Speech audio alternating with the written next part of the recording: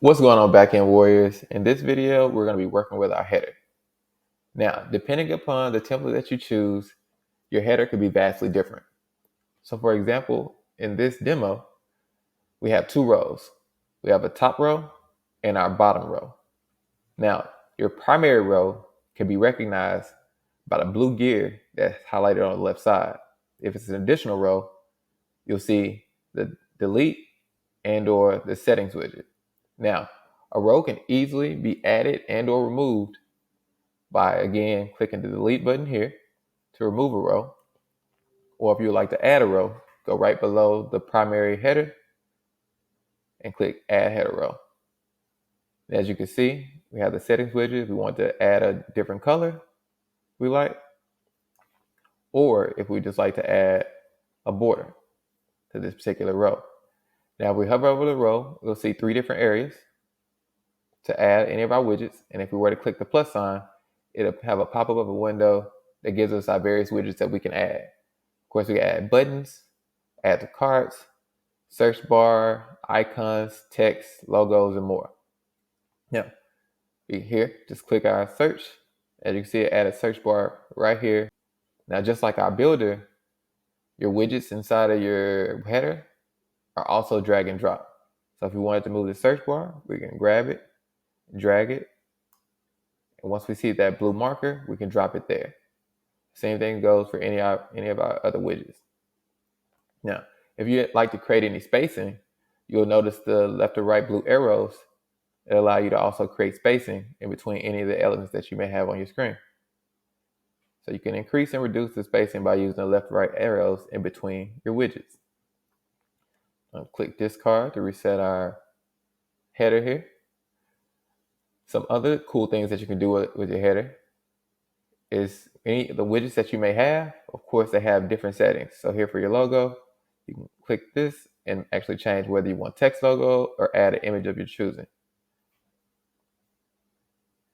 You can also, of course, do the same for other widgets by just clicking and changing any of the settings that may be available to you at that point. For the icon as well. If we hover on the left side, we can also change our header settings. And here we can change, of course, our header layout. And with our header layout, we have our current normal size. We can set it to full width, compact. You can place it on the left side vertically, or even place it on the right side if we like. Then place it back to normal size. Check out our header settings. And again, we can change the background. We can also add a border to this one as well if you like, especially if we want to also separate the different header rows. Now, two other options that we have available to us for our headers is placing our header on top of the content and applying a fixed header when scrolling. And the two of these, we're going to go into a bit more in detail. Let's start with applying a fixed header when scrolling. As you see here at the top, our header, if we were to scroll down, our header will stay here, placed at the top. But if we were to choose the option for applying a fixed header, once we scroll down, you'll notice that our header content scrolls down with us. But another thing that you'll notice is that here, it's not sharing the background color that we have here at the top as for white. So let's change it to a different color. Let's change it to blue. And again, as you scroll down, we'll notice that the color doesn't change with us. And this is actually what you'll need to do. Is you'll scroll down the page as we are, hover over the menu area or the header area, choose the settings, and here you'll be able to choose the color that you'd like to select. In this example, I'm going to use this lime green. Now, as you can see, what I've just now created, a completely unique header than the one that I'm scrolling down on. What I can also do is also even just delete this top row from my fixed header. As you can see, I have the unique with the two rows here, but as I scroll down, it only gives you the main header that I like to show with the login and the menu items. Now, the next setting I want to speak about is going to be placing your header on top of the content. So if we were to check this box, as you'll notice, all of our content is now shifted underneath seemingly under our header. So to see it better, we need to remove the color. But that still doesn't look really good, especially knowing that all our widgets are actually on top of our content. So a great rule of thumb, first we're going to actually remove this. A great rule of thumb is whenever you're using this option is to add more margin. Normally I would say go about 150, but with us using 2 rows, we're going to actually go 225 or 227 in this case. Now let's reselect that option. And now we can actually freely add or reduce the margins that we have here to set for our visual. Now, of course, another cool way of using the combination of the two will be applying the fixed header, scrolling down, checking out our header, and now we're able to actually add the color to make sure it's more distinct as we're scrolling down. Here we have our header placed over our content, but as we scroll down, our header is now has a colored background that we can actually visibly see as we scroll down the page. Of course, in this manner, you also may want to change your text color to make it a bit more visible, maybe add a background color as well, just to add to the visual whenever you're using these type of options. Another cool thing I'd like to share with you is if you're actually building maybe like a landing page, maybe the header is something that you may not want visible on that landing page. You can make any of your pages a landing page or hide the header by simply hovering here and clicking hide. And as you can see, the header is no longer there.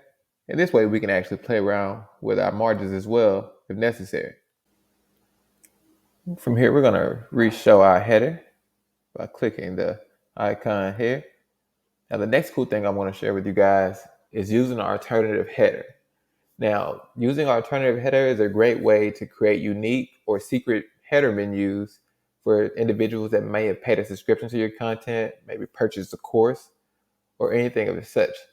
So you're able to create one alternative header. So to activate that alternative header, we're going to go to our pages here on the left sidebar, choose the page we would like to change the header. In this case, we're going to just go with our home page, click show settings, and check mark on the use alternative header for this page. Click save. Now by default, the header will be the exact same. Now, let's go ahead and customize it to make it our own. We're going to actually delete this top row. I'm going to move my logo to this side. Move my login on this side, create a little space. I'm going to change the color just a little bit. I'm going to go with a blue, but lighten it up just a bit. All right, okay. I'm going to make my text black here to make it a little easier to see. And here, I actually want this placed into a sub menu form. So I'm going to grab one of my menu items, drag them in, and I can create sub menus as such. I click save. As you can see, I can go back to show settings, uncheck this box, save, and now our original header is now visible to our viewers. If we want to go back, click show settings, use alternative, click save. And now here's our custom menu. Now, when we check out our website, when we spoke on sub menus, as you can see, when I hover over see funnel, the 2 pages I had before, they've now been placed as sub menus or sub items below my master. So here, to edit this item, we go to edit menu. And again, you will be able to drag our items back out to be regular chosen items. But if we like to create sub menu items, again, we'll grab, drag over. If we like to grab one below, we'll also be able to do the same. If there's ever a case you want to remove any, you have to make sure that you grab the one at the bottom first before you can access the one above.